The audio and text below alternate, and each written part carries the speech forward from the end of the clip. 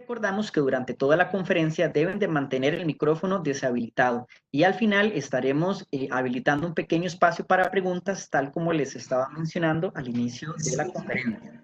Les recordamos que este evento es organizado por la Universidad Santa Paula y el Consejo de Salud Ocupacional.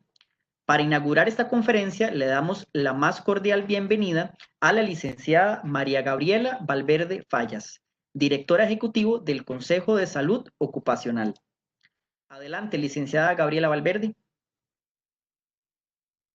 Muy buenas tardes a todos y todas. Problema con el sonido. Yo creo que ahora sí. No te preocupes, te escuchamos bien, adelante. Sí, es que tuve que quitarme los audífonos porque me daba cierto eco y me escuchaba doble. Darle la más cordial bienvenida de parte del Consejo de Salud Ocupacional. Como lo dijo el compañero, mi nombre es Gabriela Valverde, yo soy la directora del Consejo de Salud Ocupacional. El tema que está ahorita es gestión del riesgo y la respuesta ocupacional ante el COVID-19. De nuestra parte, darle un agradecimiento a la Universidad Santa Paula que se sumó al esfuerzo conjunto con las distintas universidades para llevarles a todos ustedes temas de importancia, temas de relevancia, no solamente en materia de salud ocupacional, sino que están relacionados con la coyuntura actual que estamos viviendo de la emergencia del COVID-19. Esperamos que sea de provecho para ustedes, que tengan muchas preguntas al final de la charla y bienvenidos y bienvenidas todas. Así que adelante, compañeros, con lo que nos traen esta tarde, que es el webinar sobre este tema tan importante. Gracias, licenciada María. A continuación, le cedemos el espacio a la doctora Erika Cyrus, vicerrectora de la Universidad Santa Paula. Adelante, doctora Erika. Muchísimas gracias, Diego. Buenas tardes a todos. Primero que todo, un saludo a la licenciada María Gabriela Valverde, directora ejecutiva del Consejo de Salud Ocupacional, y agradecerles a todos ustedes que se hayan conectado la tarde de hoy para poder recibir el tema de gestión del riesgo y respuesta ocupacional ante el COVID-19. Nuestro compañero y coordinador de la Maestría de Gestión de Emergencias y Desastres es Guido Mora y él va a ser el encargado de brindar el tema. Es una persona de amplia experiencia en el manejo de emergencia y desastres. Nos sentimos nosotros en la Universidad Santa Paula muy felices de contar con él como coordinador de nuestra maestría. Esperamos que el webinar de hoy llene las expectativas de cada uno de ustedes y, tal como lo mencionó la licenciada María Gabriela Valverde, pueda generar suficientes preguntas y dudas que al final permitan un intercambio rico entre experiencias y conocimiento y que todo lo que vaya a pasar el día de hoy puedan aplicarlo en sus labores cotidianas. Les agradecemos enormemente la confianza depositada en nosotros como universidad, también la confianza depositada en Guido Mora y la experiencia que él tiene para poder brindarles el tema de hoy. Muchísimas gracias y que disfruten. Muchísimas gracias por sus palabras, estimada doctora Sayus. Para continuar con esta conferencia, le cedemos el espacio al señor Guido Mora, quien nos estará compartiendo el tema de gestión del riesgo y la respuesta ocupacional ante el COVID-19. Ya puedes, Guido, cuando gustes. Bien, muchísimas gracias y buenas tardes, licenciada María Gabriela, y buenas tardes, Erika.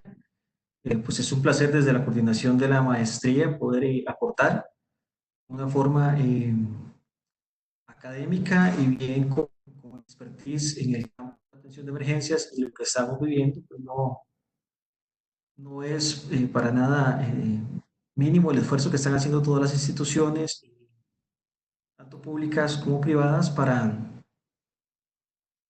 generar una atención correcta, ¿verdad? Una adaptación laboral en muchísimos sentidos. La participación va a estar enfocada en qué herramientas, sobre todo normativas, tenemos al alcance, cuál es el enfoque de la gestión del riesgo en estos momentos de afectación al país, y cuál sería pues, la participación de los profesionales en el ámbito de la salud ocupacional, o cuál debería ser nuestro rol principal, tanto de las comisiones como de parte de las oficinas de salud ocupacional. Entonces, pues les agradezco, ¿verdad? Tomar su tiempo para darnos y tomar el tiempo de todos los que nos están viendo y escuchando para participar en este webinar. Muchísimas gracias y pues Diego, le agradezco si podemos iniciar con la presentación. Gracias. Adelante, Guido, ya te acaba de compartir el rol de presentador, entonces ya puedes comenzar a compartir tu pantalla cuando gustes. Excelente, por acá me sale que está cargando.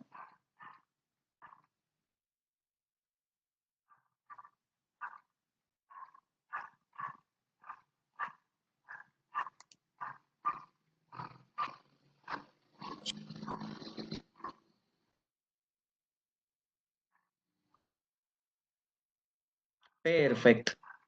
Ya puedes abrir tu presentación, muy bien. Cuando gustes, Guido.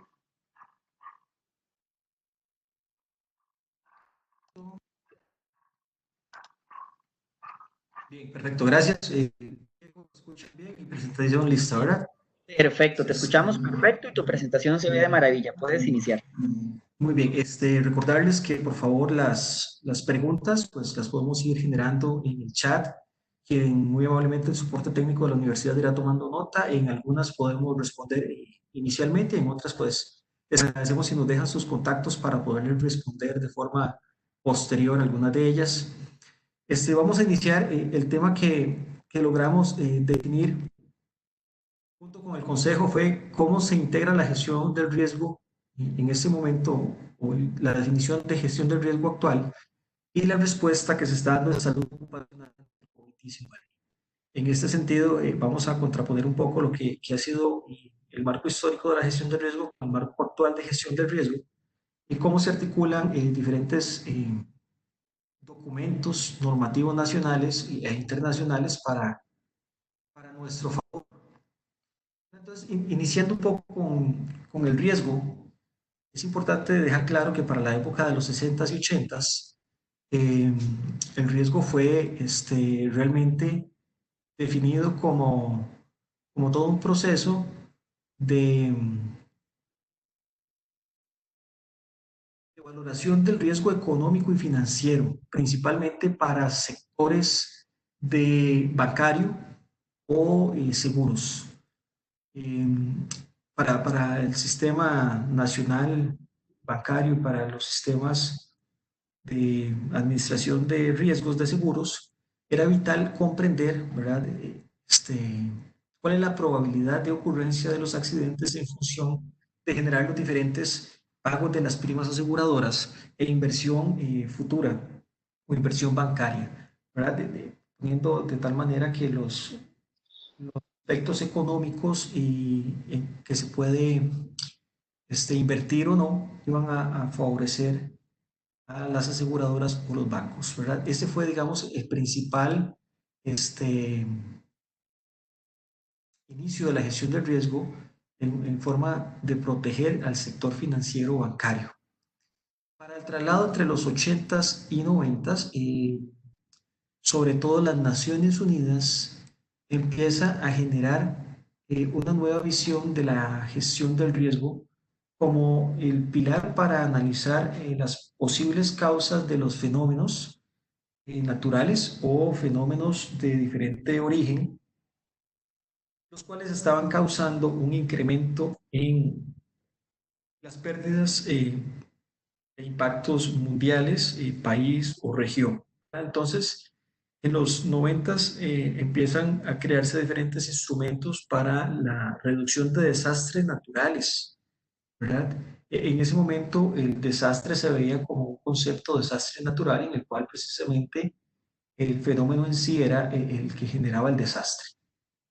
Posteriormente se dan cuenta que a través de diferentes estrategias y diferentes marcos de acción internacional se empieza a generar la política mundial sobre cómo poder tener una acción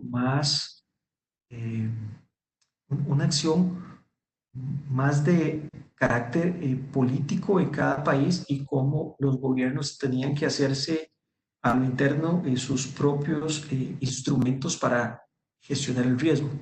Entonces, desde el 2005 empieza a generarse en diferentes marcos de acción con un umbral de 10 años primeramente. El primer marco de acción de Hyogo nos pretendía generar aumentos de resiliencia, donde empieza a nacer el concepto de adaptarse o mejorar las condiciones a diferentes eventos.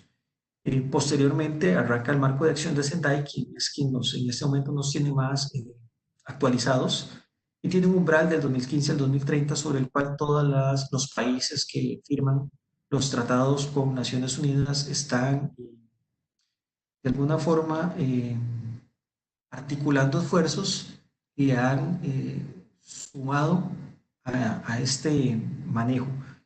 Lo que quiere decir es que entendiendo el riesgo, ya no como un fenómeno catastrófico natural o un desastre natural, se asocia que la propia sociedad es la que genera el riesgo según su nivel de desarrollo. Entonces, finalmente, lo que quiere las Naciones Unidas es que los países fortalezcan sus capacidades para poder utilizar todos sus recursos y disminuir los impactos. También requiere de fuertes políticas en cada país para que articulen todos los sectores o articulen todas las sociedades, sean de carácter público, privado, y todos los actores sociales, poblaciones vulnerables y diferentes enfoques. Eso es un poco para enmarcar cuál ha sido la gestión del riesgo, ¿verdad? En los últimos 60 años aproximadamente, en una forma muy macro. Sin embargo, entonces nos vamos a ir enfocando en qué es lo que estamos conversando en la actualidad. Yo quiero marcar la cancha, por así decirlo. Esta presentación yo la he fundamentado en cómo marcar la cancha. ¿Qué nos dice las Naciones Unidas exactamente con el último marco de referencia? El marco de acción de Sendai, unos aspectos y conceptos muy importantes que nos van a permitir a los profesionales en salud ocupacional entender qué es lo que, de qué se trata, ¿verdad? De qué es lo que tenemos que aprender para jugar bien el partido. Yo he hecho este esquema que permite entender un poco la articulación de lo que pide el marco de acción de Sendai. Y voy a ir explicándoselos de arriba hacia abajo. El marco de acción de Sendai al 2030 precisamente está referenciado en la reducción del riesgo de desastres, en el cual el factor económico es uno de los principios dentro de él. Entonces el factor económico y financiero deja de ser el macro y pasa a ser solamente una acción dentro del marco de acción, o sea, un elemento más o un sector más que hay que analizar. Primeramente, lo que el marco de acción de Sendai, y esto lo articulamos muy bien dentro de nuestra maestría y dejamos bien claro cuál es la diferencia, es que la gestión del riesgo es totalmente global e integral, y lo que requiere principalmente es la generación de políticas y estrategias nacionales o en los diferentes sectores públicos y privados para poder disminuir el impacto de los tipos de emergencias. Y vamos a hablar desde lo mínimo hasta lo macro, ¿verdad? Mínimo podría ser cómo mis políticas y estrategias a nivel empresarial me permiten atender un principio de incendio, o me permiten continuar mis operaciones, ¿verdad? Que no se me detenga mi producción, o cómo proteger a mi trabajador, pero también me permite articular esfuerzos para prevenir acciones en función de atender un huracán o cómo responder a un huracán. Entonces, todos estos elementos de política y procedimientos forman parte de la gestión del riesgo como un todo. Cuando empezamos a comprender cada uno de los riesgos, las Naciones Unidas nos ha hablado de que hay tres principales tipos de riesgos. Uno es el riesgo nuevo, al cual lo que se quiere es empezar a trabajar en forma preventiva.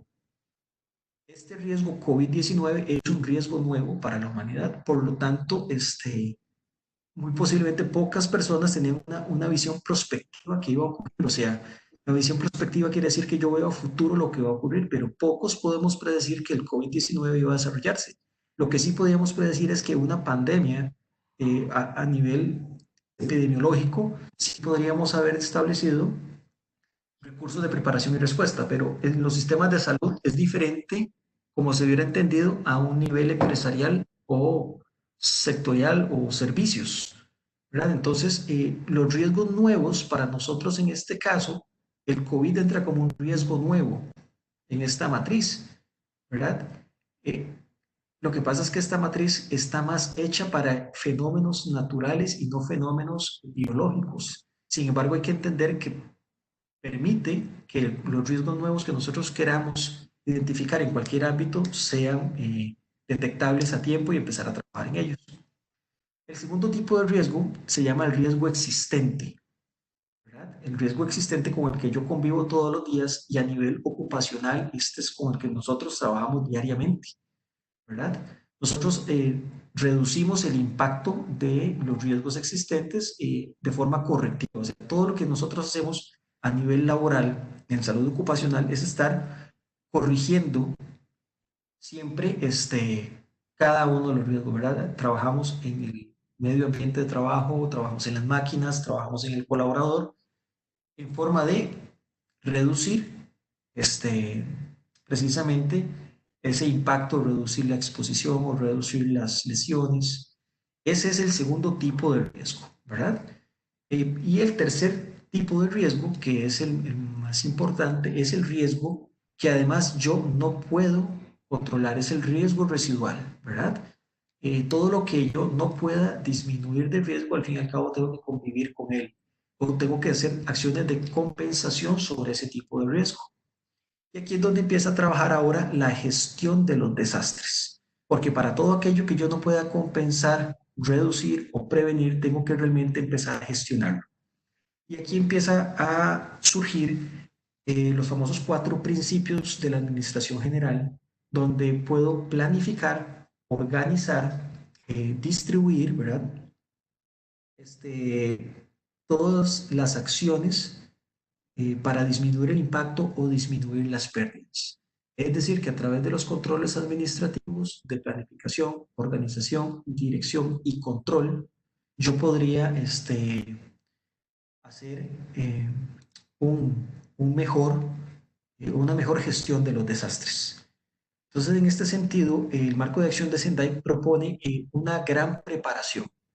Y ahora más adelante voy a hablar un poco sobre el tiempo que hemos tenido de preparación ante el COVID-19 y espero que todos hayamos podido hacer la tarea cuando vaya explicándoles la línea de tiempo.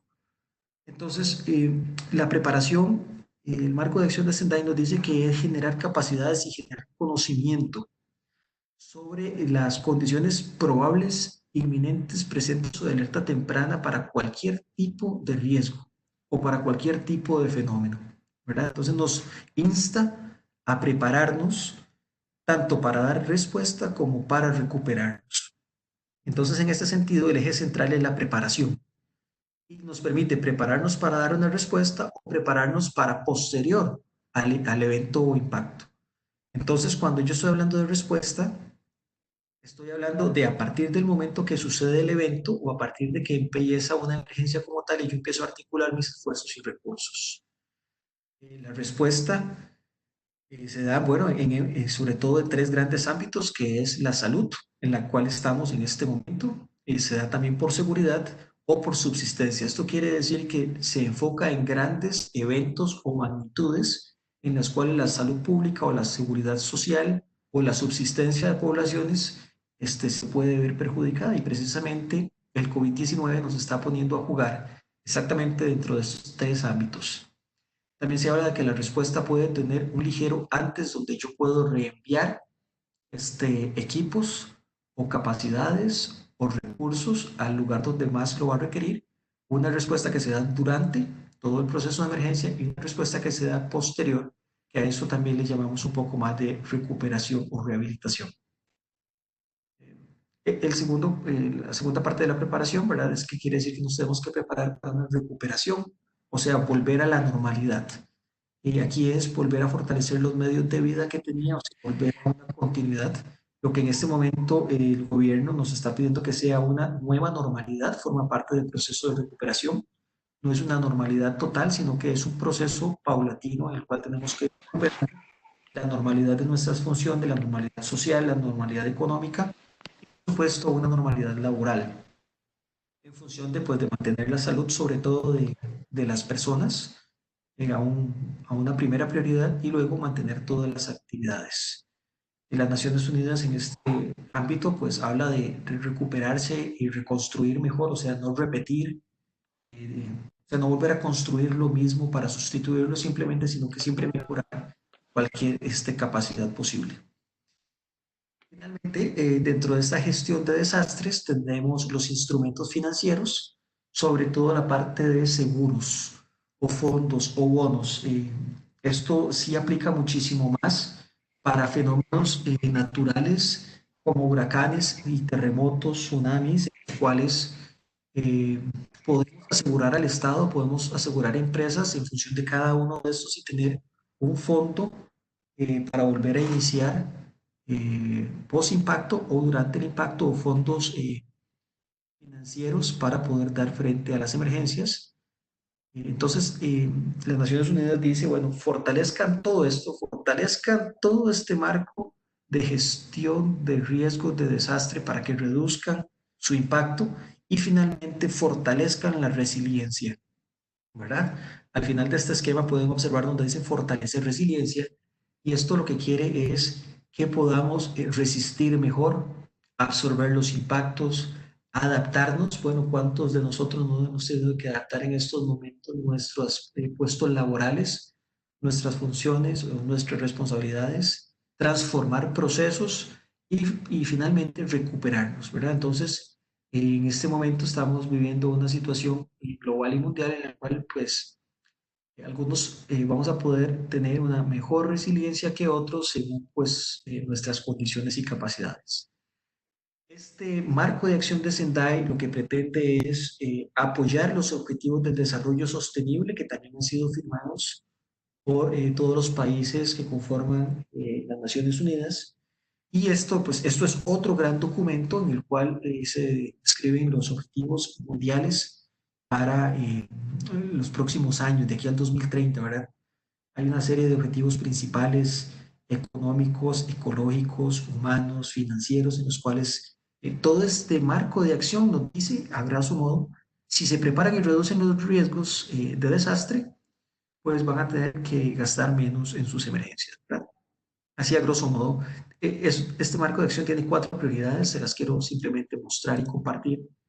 La primera prioridad es conocer el riesgo, ¿verdad? Sin lugar a duda, quien conoce el riesgo puede trabajar mejor.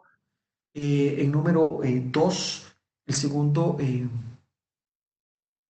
la segunda prioridad es aumentar la gobernanza. Esto quiere decir aumentar la política pública o las estrategias públicas para poder articular las acciones.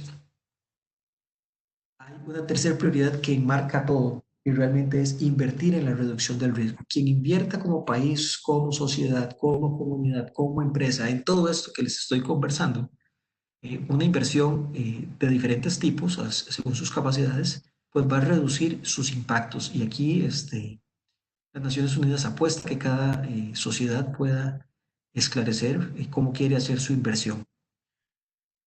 Finalmente, nos pide un aumento en la preparación. Y también lo dice, ahora quien esté preparado según sus condiciones, pues podrá afrontar mejor todos los impactos. A grosso modo, con este esquema yo quería presentarles, ¿verdad? Precisamente cuál es la articulación del marco de acción de Sendai en la gestión del riesgo.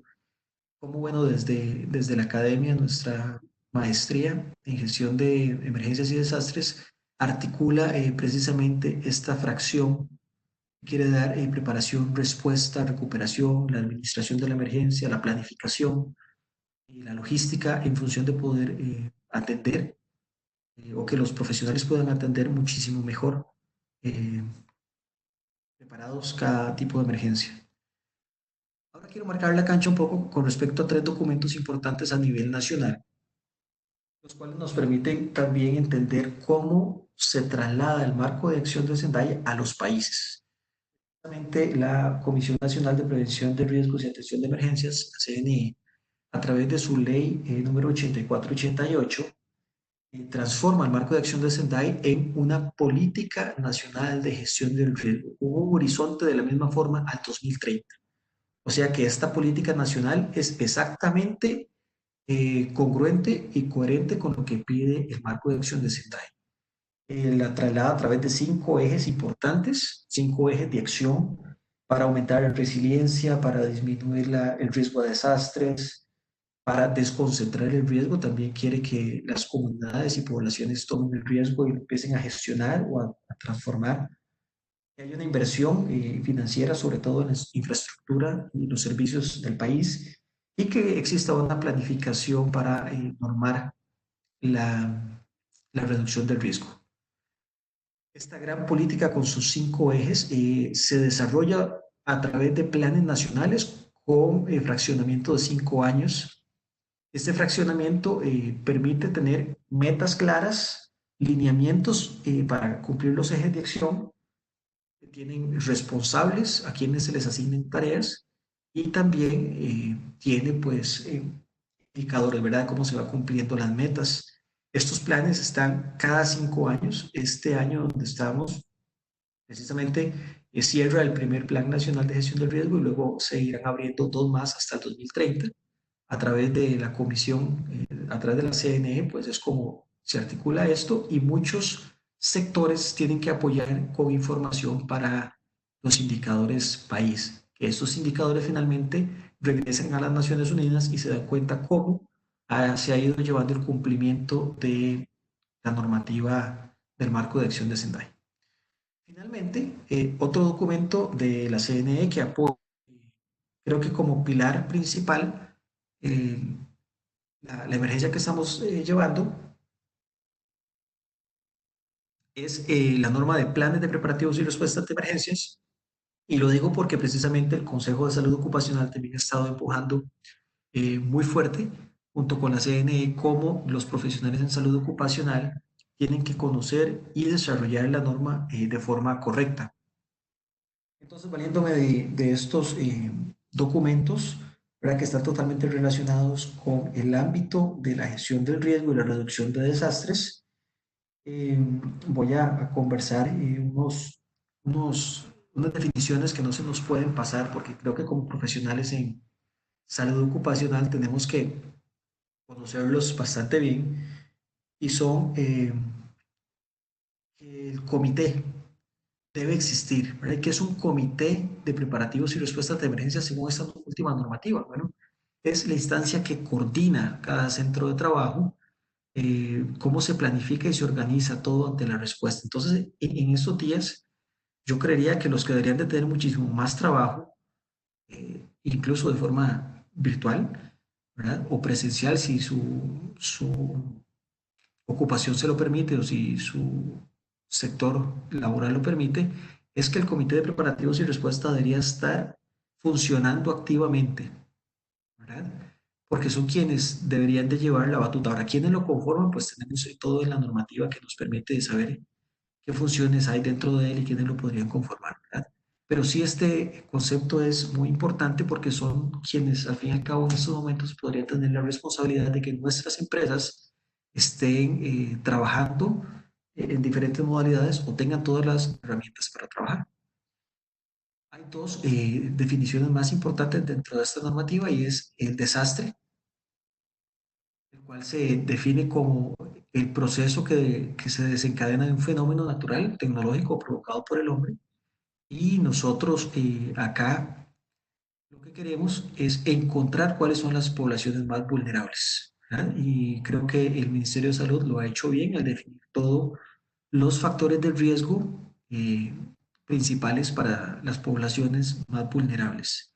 Importante, la vulnerabilidad depende de dos factores. Uno es las condiciones propias de cada persona, y dos, la exposición a lo que le causa afectación. Es decir, que precisamente las personas que tienen unos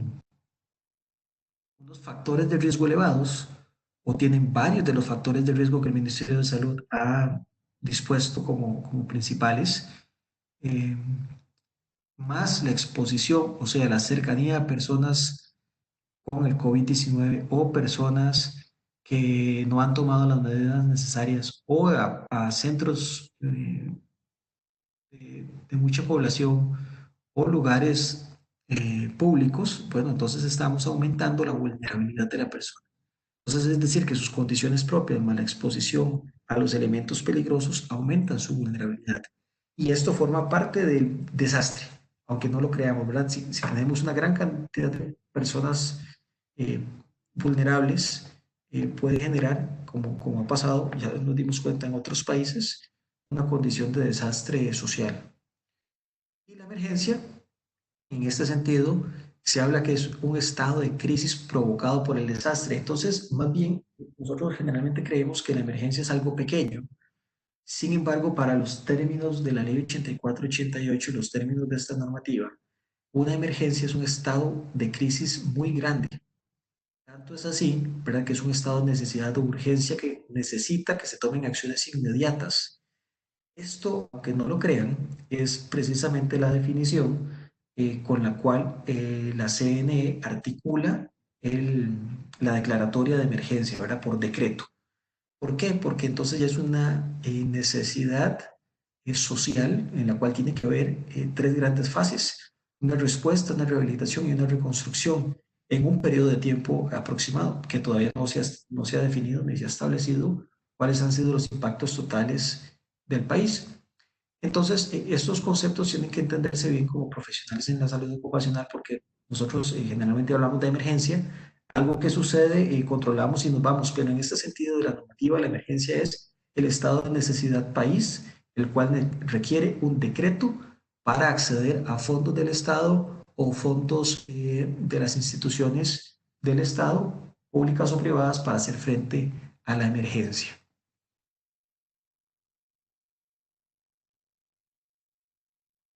Otras tres definiciones sencillas es el plan de preparativos y respuesta, que es el documento final, ¿verdad?, que está hecho por el comité o los integrantes del comité, en el cual se define la política, la forma de trabajar y cómo van a prepararse y atender la situación de emergencia. Creo que posiblemente muy pocos en este país hayan tenido un protocolo, un plan para COVID-19 escrito hace muchos años, pero lo que quiero reflexionar es que sí tuvimos un periodo de tiempo para mejorar ese plan y tuvimos un periodo de tiempo para prepararnos, ¿verdad?, que es la siguiente definición. Y es que la preparación entra a tocar las actividades y medidas preventivas que nos iban a permitir que el impacto fuese más negativo o disminuir su afectación. Y aquí esta definición termina diciéndonos que la identificación de los factores de amenaza y la elaboración de planes forman parte de esto: capacitación y equipamiento. Vean qué interesante cómo la preparación nos permite identificar los factores que ya nos los había dispuesto el Ministerio de Salud, pero sí nos permite elaborar los planes que estén a nuestro alcance. Nosotros hemos ido aprendiendo de otros países en esta atención de emergencia y podemos haberlo hecho con un plan de tiempo un poco razonable, ¿verdad? Y lo podemos haber hecho dentro de cada una de nuestras empresas según nuestro nicho de mercado o según nuestro principal sector a cubrir. La respuesta dice que son las acciones inmediatas a la ocurrencia de la emergencia. Entonces, en este momento tenemos que entender que nosotros ya no estamos en una fase de preparación, sino que estamos todos dentro de una fase de respuesta, que estamos intentando controlar la situación, salvaguardar la vida de muchas personas, de nosotros mismos, de nuestros familiares, de nuestros compañeros de trabajo, con el objetivo de estabilizar o de detener todo el impacto que hemos tenido. Entonces creo que estas son algunas de las definiciones más importantes que me gustó extraer de la norma, para que se dé cuenta de que la norma tiene fecha 2014. Si bien es cierto, se puso a correr un poco más en nuestro país para 2015, ya deberíamos de darnos cuenta si estamos dentro de la norma, fuera de la norma, o si es el momento de empezar a ejecutarla, ¿verdad? Tenemos ya casi 6 años de que esta norma fue aprobada, y se hizo pues el documento para poder apoyarlo en diferentes medidas.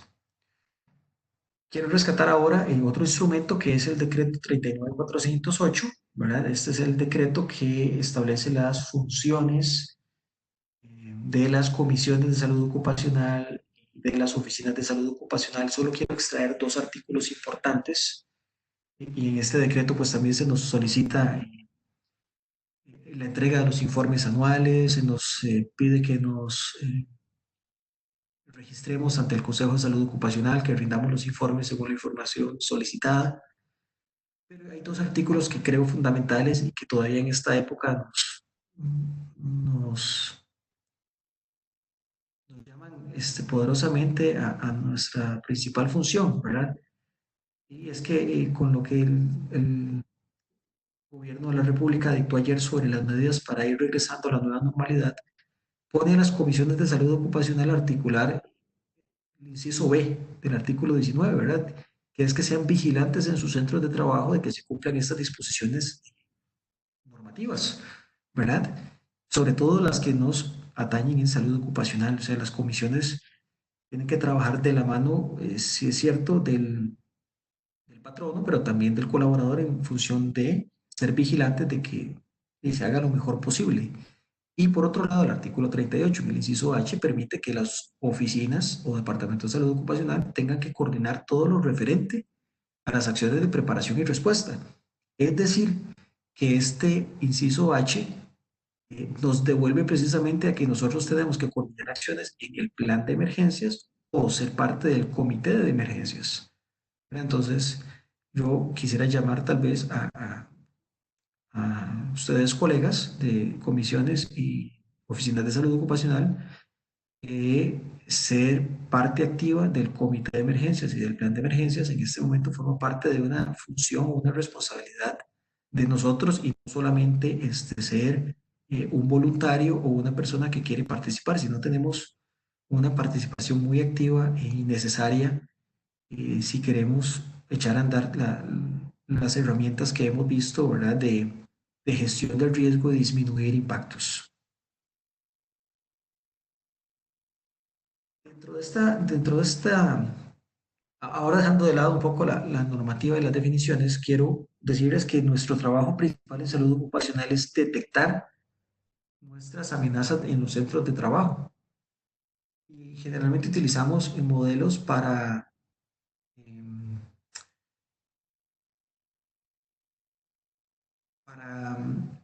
estar encontrando las causas o el origen de los factores de riesgo.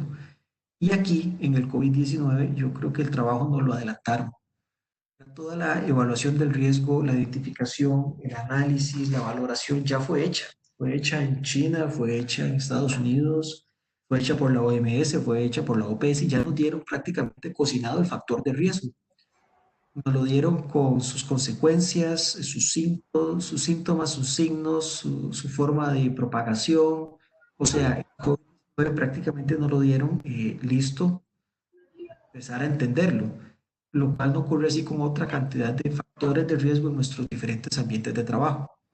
Entonces, yo quiero decir que eso es una ventaja competitiva como profesionales de la salud ocupacional en el cual ya nos dijeron, es una amenaza de origen biológico, es un riesgo laboral biológico, o sea, no tenemos que inventarlo en la mayoría de sectores donde la salud ocupacional trabaja. Entonces, nosotros creo que veníamos adelantados. Quiero hablar un poco también de la ventana de tiempo que hemos tenido en este COVID-19, o la línea de tiempo desde que esto arranca. El 8 de diciembre en China es donde se supone está uno de los primeros casos. O sea, entre la primera semana de diciembre, algunos documentos hablan del primero hasta el 8, entonces yo he definido el 8, ¿verdad? Como este primer arranque en China, en toda la línea inferior tiene la fecha en la cual ingresó o se detectó el primer caso a cada uno de los países. Pero lo que quiero destacar es que el 8 de diciembre se encuentra el primer caso y la OPS el 17 de enero da alguna alerta de epidemia, ¿verdad? Nos pide atención a nivel internacional, ahí puede haber una alerta de epidemia. Un mes, ya casi que un mes después, va transcurriendo, va pasando el tiempo y nos damos cuenta que afecta a otros países, vemos como hay un gran número de casos. La OMS realmente en febrero casi 2 meses después es que dice que realmente ahora se llama COVID-19 y se establece que toda la forma de propagación del virus, o sea que ya tenemos un tiempo de avance en el cual tuvimos que irnos preparando, ir poniéndole atención a qué está pasando en el ambiente internacional, qué se está haciendo, qué se está generando para controlarlo. Y ¿verdad? Llega precisamente a nuestro país el 6 de marzo, la confirmación, el primer caso, y un decreto de emergencia a partir del 8 de marzo.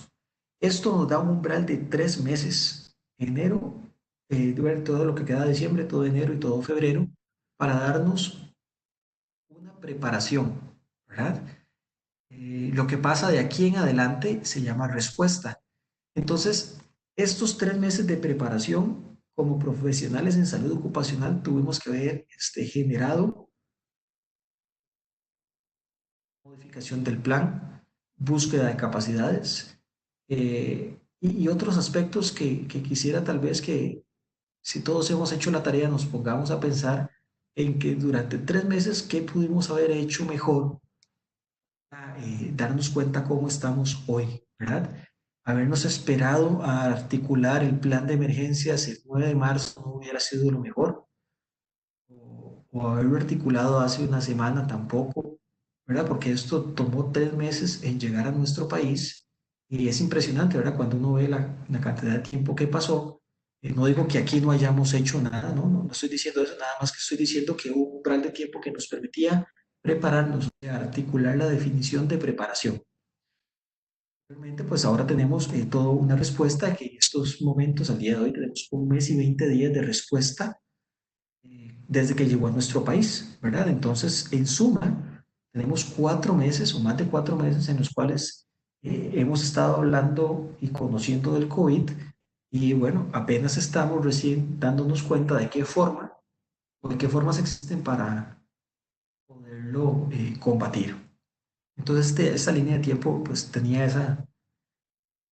ese objetivo, el cual era decirnos o ponernos en remojo si nosotros realmente pudimos hacer la tarea en el momento correcto y darnos cuenta qué es preparación y qué es respuesta.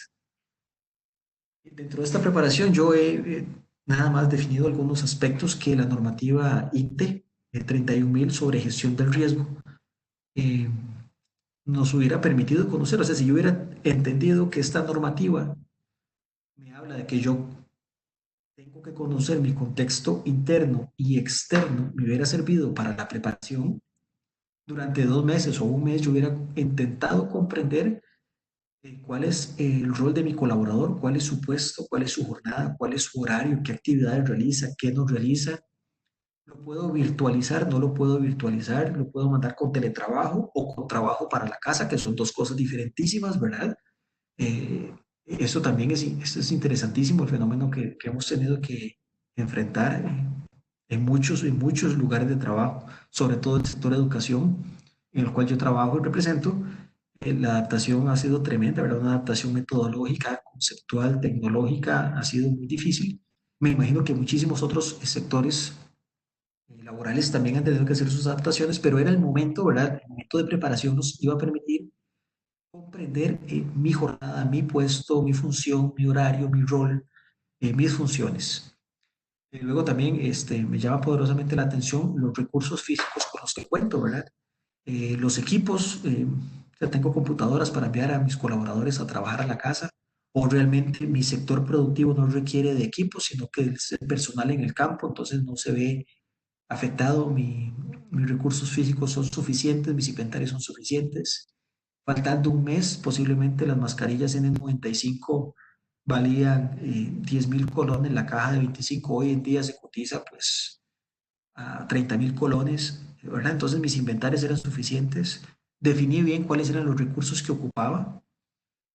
Con respecto a los sistemas de comunicación, ¿verdad? ¿Cómo le comunico a mis colaboradores qué está pasando con el COVID externamente? ¿Qué me manda a informar el Ministerio de Salud?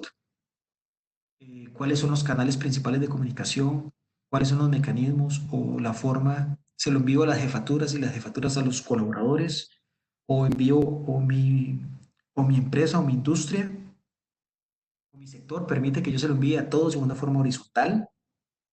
requiere una verticalidad de la información, y cómo la organización trabaja, ¿verdad? Cómo se distribuye, cómo controla las principales funciones. Y finalmente, como organización, ¿verdad? Si pude prepararme con el comité de emergencia. Por supuesto, este contexto que yo hablo es diferente para cada empresa. O sea, yo no intento decir que estos son los únicos, pero sí, por ejemplo, son datos que hubieran sido importantes de recopilar como contexto interno y externo, que una norma me permite estar preparado, ¿verdad? O me dice, ojo, ponga atención en esto. Casi para ir cerrando, yo quisiera también hablar de la norma INTE ISO 45000, que habla sobre los sistemas de gestión de seguridad y salud en el trabajo. Por muchos años hemos entendido que nosotros tenemos una jerarquía para los controles de peligros y riesgos en el ambiente laboral. Tradicionalmente, en el cuadro de la izquierda, nosotros trabajamos los controles, eh, por supuesto, con mayor eficiencia, eliminando el problema, ¿verdad? Eliminando el equipo defectuoso, eliminando la máquina mala, o sea, eliminando el riesgo como tal o el peligro. Luego también tenemos como segunda opción el sustituirlo, sustituimos todo lo que podamos. Y en una tercera prioridad tenemos los controles de ingeniería. Ahora vamos a hablar de algunos de los cuales hemos estado implementando, yo he logrado observar en la calle. Controles administrativos y finalmente nuestra última opción siempre ha sido entregar equipo de protección personal, ¿verdad? Quiere decir que si nosotros llegamos a entregar equipo de protección personal, debemos de haber intentado generar todos los primeros controles, y cuando no logramos esto, equipo de protección personal. Mi hipótesis es que ante el COVID-19 los controles han invertido la pirámide, ¿verdad? ¿Por qué? Porque nosotros en este momento no podemos eliminar el virus, o sea, no hay forma de eliminarlo. Y la única forma de sustituirlo es cuando tengamos la vacuna, ¿verdad? Entonces, estos controles, entonces ahora son los menos efectivos, quedándonos en el centro de la misma forma los controles de ingeniería. Claro, los controles de ingeniería en este momento son generar teletrabajo, disminuir las jornadas, hacer roles, aislar al trabajador, colocar pantallas acrílicas, he visto en comercios, plásticos, generar y aumentar los controles de desinfección, eh, también valorar las cargas de trabajo, bueno, un sinnúmero de controles de ingeniería en los cuales podríamos echar mano, y que el gobierno, por supuesto, ha definido en muy buena forma, ¿verdad? Como los controles de ingeniería con una buena prioridad. Los controles administrativos, en este momento el manejo de la información, de la comunicación, de la capacitación del COVID-19 también han sido eh, pilares para poder ir regresando nuevamente eh, este tipo de acciones. Y en esta tenemos, ¿verdad? Los protocolos y procedimientos de cada uno de los diferentes ambientes de trabajo, ¿verdad? Esos controles administrativos son importantísimos. Eso me permitiría a mí como patrono o como trabajador establecer formas de disminuir el contagio, formas de disminuir eh, la exposición. Y finalmente yo me he atrevido, ¿verdad?, en mi hipótesis, a decir que el uso de equipos de protección personal es la mayor eficiencia en este momento, por supuesto sumado a todos los controles, no estoy diciendo que separadamente, pero si nosotros analizamos en este momento cuál es el lugar más peligroso para trabajar ante el COVID-19, podríamos decir que es un hospital, ¿verdad? Pero precisamente los centros hospitalarios no han cerrado, ¿verdad? Lo que han hecho es, se han sumado a la cantidad de uso de equipo de protección personal para proteger a sus colaboradores. Entonces, si nos damos cuenta, la elección del equipo de protección personal en el ambiente correcto nos va a permitir proteger a los colaboradores. Y por eso les digo que mejor ejemplo de poder explicar que el uso del equipo de protección personal en estos momentos del COVID-19 tendría una de las primeras prioridades en cuanto a la protección de los trabajadores. Finalmente, quiero, ¿verdad?, decir que la afectación COVID-19 es una afectación más global en el sector político y social. así es como en este momento ya se mantiene todo el ámbito nacional, ¿verdad? Es una afectación política, social para la toma de decisiones diaria, y lo hemos notado a través de las conferencias de prensa, a través de los medios de comunicación oficiales y a través de la comunicación formal sobre el regreso, ¿verdad? El ambiente de salud es el pilar en esta afectación, ¿verdad? La salud pública, la salud social, con un impacto total en la economía nacional y mundial, pero finalmente se traslada al sector laboral, ¿verdad? Se traslada a que nosotros en salud ocupacional estamos dentro de esto, formamos parte de esto, por eso lo puse en el puro centro, y nosotros como profesionales en la salud ocupacional, en oficinas y comisiones, tenemos que permitir nuestro mejor esfuerzo para ayudar a nuestros colaboradores y a los patronos en que podamos salir adelante, porque al fin y al cabo se requiere una continuidad del negocio para que todos pues tengamos trabajo y salgamos adelante. Entonces, de esta forma yo quiero ir cerrando mi participación. Quiero agradecerles y yo de verdad agradezco al Consejo de Salud Ocupacional la oportunidad por permitirnos a la aula y formar parte de los esfuerzos eh, en la atención del COVID-19 y en poder aportar un grano de arena a lo que está ocurriendo. Y también creo que nosotros en la salud ocupacional tenemos muchísimo que aportar. Creo que el Consejo de Salud Ocupacional también puede, y lo está haciendo a través del Ministerio de Trabajo, su gran aporte en comprender de qué se trata esta emergencia. No es solo repartir equipos de protección personal, pero es una gran parte de lo que ocupamos para regresar lo más pronto a una posible normalidad o a la nueva normalidad, acompañado de todos los controles administrativos y de ingeniería posibles para proteger a nuestros familiares, amigos y compañeros, ¿verdad? Yo le cedo la palabra a Mónica Money para poder atender como parte del Consejo de Salud Ocupacional algunas consultas. He visto que ha habido muchísimas consultas en el chat. Tal vez mientras Mónica tiene su participación puedo revisar algunas y pues aportar de cierta forma en responderlas. Muchas gracias. Muchas gracias, Guido, por tu presentación. ¿Se escucha un eco? Yo le escucho bien, Mónica, adelante. Ok, gracias. Sí, muchas gracias por tus aportes. Muy interesante el enfoque que le das a este tema. Muy, muy provechoso para todas las personas que hoy nos acompañan en este webinar. Nada más quería interrumpir un poco el proceso de las preguntas para enviarles el enlace de participación, ya que en la de la mañana tuvimos un problemita con el enlace y las personas no pudieron registrarse a tiempo. Entonces, para evitar esto, en estos momentos, bueno, acá como no ingresé con una cuenta, aparezco como el nombre de la marca de la computadora, ¿verdad? Por si acaso ahí el enlace que acabo de enviar es el que deben de llenar para registrar su participación. Y de la misma manera, como en el resto de los webinars, se les estará enviando un certificado de participación próximamente, y en caso que Guido esté anuente compartiendo la presentación, también se las podríamos compartir al correo electrónico que ingresen en ese enlace. Eso sería, Guido. Muchas gracias, y les cedo la palabra a las compañeras y compañeros que nos ayudarán con el chat.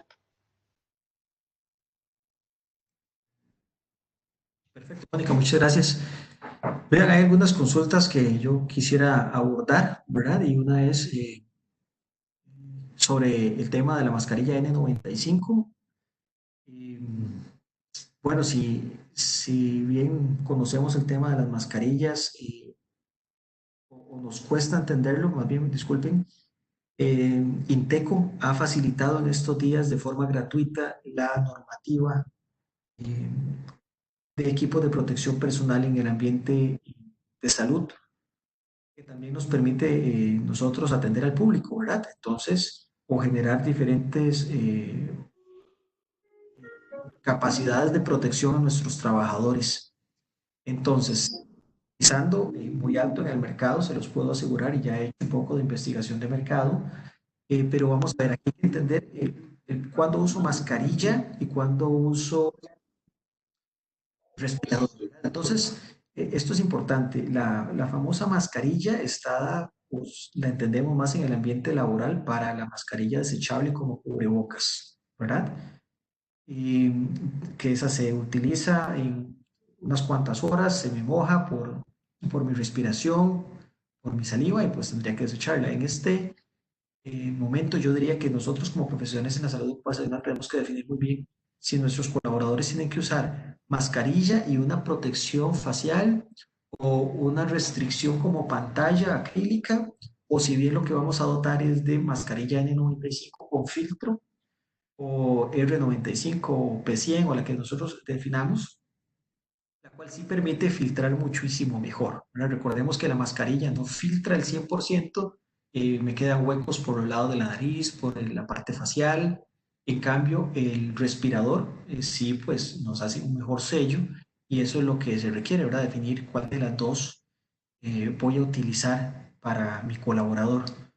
Hay otra consulta que me parece muy interesante, y es sobre qué pienso yo sobre el ambiente escolar o el ambiente educativo. Y precisamente ese es el ambiente donde trabajo. Creo que debemos ser un poco pacientes. Yo quisiera ir a trabajar esta semana ya, pero creo que tenemos que terminar de ser un poco pacientes para que la cantidad de casos disminuya y podamos ir a iniciar las labores de capacitación, escuelas, colegios, universidades nuevamente. Yo creería que el regreso a los centros educativos puede estar mediado por el uso de respiradores o mascarillas para nuestros hijos o alumnos, ¿verdad? Para poder disminuir todavía esta afectación o este contagio, o disminuir, ¿verdad?, la exposición de ellos. Entonces, sí creo que es uno de los sectores más afectados, aunque no lo crean, el sector educativo y sobre todo el privado, ha generado un sector de alto impacto, ¿verdad? Pero sí creo que se podría ir haciendo algunos esfuerzos entre el Ministerio de Educación, el Ministerio de Trabajo, el Consejo de Salud Ocupacional, en ir viendo cómo sería la nueva normalidad en cuanto a los niños o estudiantes en escuelas y colegios, porque en el momento que tengamos un nuevo caso, un nuevo brote, ese centro educativo va a haber que cerrarlo, y tenemos que estar dándonos cuenta de que puede ser que las medidas de cuarentena sean periódicas, ¿verdad? Creo que el señor ministro Daniel Salas lo dijo en algún momento. Puede ser que estemos en cuarentena ahora, se termine la cuarentena la próxima semana, y de haber un nuevo brote tendríamos que regresar a una cuarentena dentro de un mes o 2 meses, y eso tenemos que entenderlo como población, porque no podemos bajar la guardia ni creer que solamente el uso de mascarilla o respirador pues sería la solución total. Eh, en concordancia con esta pregunta, también algunos hablan de la careta o llamada careta, pero ahora son respiradores de media cara o máscara completa. Creo que son, según el tipo de trabajo, pues pueden ser una opción interesante. Lo que pasa es que cuando hablamos de atención al público o al cliente, no puedo tener una disminución de mi capacidad de comunicación o visual. Entonces sí creo que es importantísimo que podamos establecer todas las medidas de equipo de protección personal, sobre todo que está ganando la batalla. Yo creo que el equipo de protección personal está ganando la batalla en ciertos lugares de trabajo, sumado, no dejo de reiterarlo, sumado a los controles de ingeniería y controles administrativos que podamos tener, ¿verdad? Así que creo que son algunas de las consultas más generales que hicieron. Voy a revisar algunas de las otras en estos días, y muchísimo gusto, tal vez a través del Consejo de Salud Ocupacional, o si desean dejarnos sus correos electrónicos, que pues ya los tenemos también registrados, podríamos responderles. Yo quedo a las órdenes desde la coordinación de la maestría en gestión de riesgo, de gestión de emergencias y desastres de la Universidad de Santa Paula, para sus consultas o acercamientos. Muchas gracias. Buenas tardes y le quiero ceder la palabra a los funcionarios del Consejo de Salud Ocupacional para que hagan un cierre. Muchas gracias. Sí, gracias, Guido. Bueno, estoy viendo que el enlace que se adjuntó fue el de la mañana. Es que inicialmente habíamos generado uno para todos los webinars. Sin embargo, se dieron algunos cambios y ya estoy coordinando para enviar el enlace correcto. Si me regalan, por favor, unos minutitos y ya se los traslado. Vamos a ver.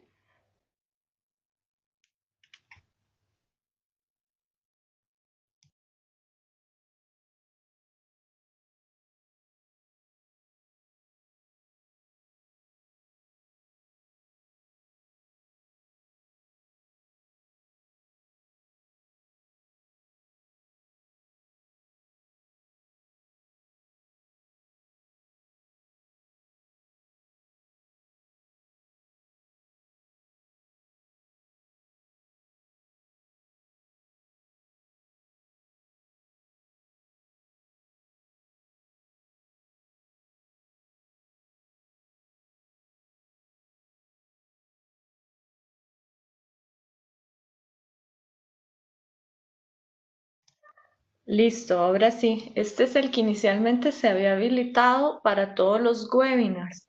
Les agradezco por favor que solamente seleccionen en la parte donde dice webinar en el que participó, el que indica gestión del riesgo y la respuesta ocupacional ante el COVID-19. Las disculpas del caso con el anterior, de hecho habían igual personas que habían participado en el webinar de la mañana y no habían podido accesar el enlace. Entonces, acá la aclaración sería que inicialmente el que les envié de primero es el que corresponde al de la mañana. Se hizo específicamente para ese webinar. Y el que les acabo de compartir es uno general que se había deshabilitado mañana y por eso se habilitó este que les indico. Entonces, el último que les envié es el correcto. Deben seleccionar donde dice webinar en el que participó, gestión del riesgo y la respuesta ocupacional ante el COVID-19. No veo que están enviando los correos, no deben enviar correos. Bueno, eso sería solo para el caso de que quieran realizar, que Guido tome el correo electrónico y puedan tener algún tipo de comunicación. Sin embargo, para efectos nuestros del Consejo de Salud Ocupacional, sería el último link el que deberían de llenar. A ese se les va a enviar el certificado de participación. Tal vez, disculpa, la presentación se podrá compartir al correo de las personas.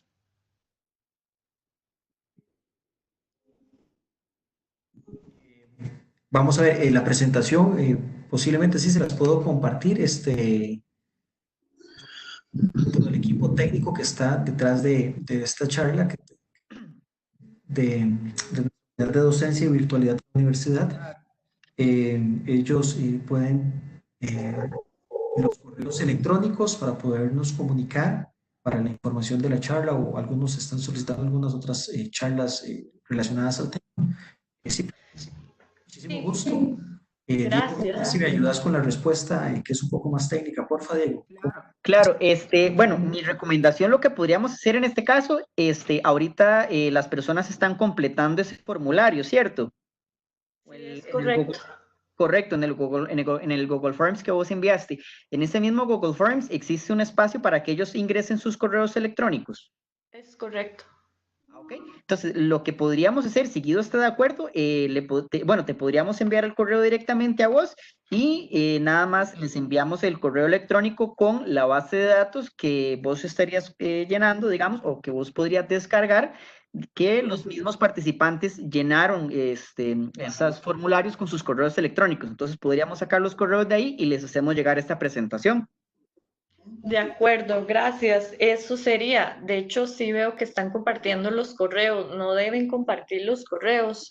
Lo que deben hacer es llenar el formulario de Google que se les envió en el enlace.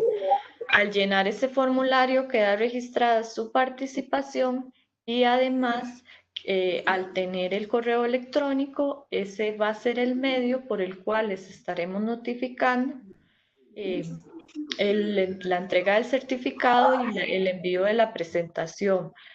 Con respecto al tiempo de entrega de los certificados, sí, no garantizar que va a ser esta semana, porque toda la semana estamos con actividades de diferentes webinars. Entonces, esperamos que para la próxima semana logremos recopilar toda la información relacionada con las presentaciones que nos vayan a dar todos los expositores y expositoras y los certificados de participación de cada uno de los webinars. Entonces, justamente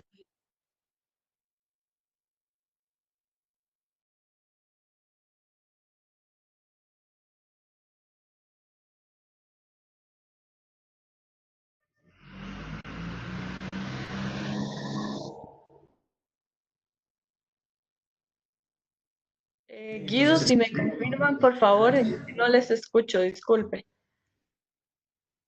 adelante, Mónica, le escuchamos. Sí, que si me pueden confirmar, por favor, si el webinar está siendo grabado, entonces lo que podemos hacer, si es posible, compartirlo, subirlo a nuestro canal de YouTube del Consejo de Salud Ocupacional y compartirlo al resto de la población. Correcto, claro, con muchísimo gusto. Comentarte que bueno, desde que dimos inicio a la conferencia se habilitó la opción de grabación, hasta hace un ratito que ya se pudo cancelar. Entonces, si a usted le parece, con muchísimo gusto, de parte de la universidad le podríamos hacer llegar la presentación que acaba de utilizar Guido. Esa presentación, bueno, te la podríamos estar compartiendo el día de hoy y muy probablemente el día de mañana te estaríamos compartiendo a vos directamente el enlace para que tengas acceso a la grabación. Esa grabación ya posteriormente, si ustedes quieren, pueden compartir el link directamente con los participantes cuando les envían la presentación, o si ustedes gustan también pueden descargar la presentación y pueden subirla también al canal propio de YouTube de ustedes, como les quede mejor. De acuerdo, muchas gracias. Nada más como para aclarar una consulta que indica que cuál es el propósito del rango de edad que se solicita en el enlace. Bueno, es porque nosotros requerimos documentar todas las capacitaciones, en este caso los seminarios web que estamos impartiendo, y normalmente dividimos a la población por el rango de edad. Entonces, por eso es que se solicita ese tipo de información. Bueno, para ir finalizando, agradecerle a Guido y a todo el personal de docencia y del sector académico de la Universidad Santa Paula la participación y toda la anuencia a colaborar, brindándonos acceso a su plataforma y a todas las personas también que se conectaron a este webinar y que pudieron participar. Les agradecemos mucho de parte del Consejo de Salud Ocupacional su participación. Bueno, pues ha sido un gusto de parte de la universidad y la coordinación de la maestría. Quedamos anuentes a seguir uniendo esfuerzos. Y bueno, hay consultas interesantísimas, ¿verdad? Sobre los equipos de protección personal que podrían generar una barrera ante la propagación y ante el contagio. Así que pues creo que atinadamente hablamos un poco al respecto y quedo a sus órdenes el consejo y pues a todos los presentes que estuvieron acá. Muchas gracias, buenas tardes. Y gracias a todo el equipo técnico de la universidad pues que me ha apoyado. A la orden. Muchas gracias y buenas tardes a todos y a todas.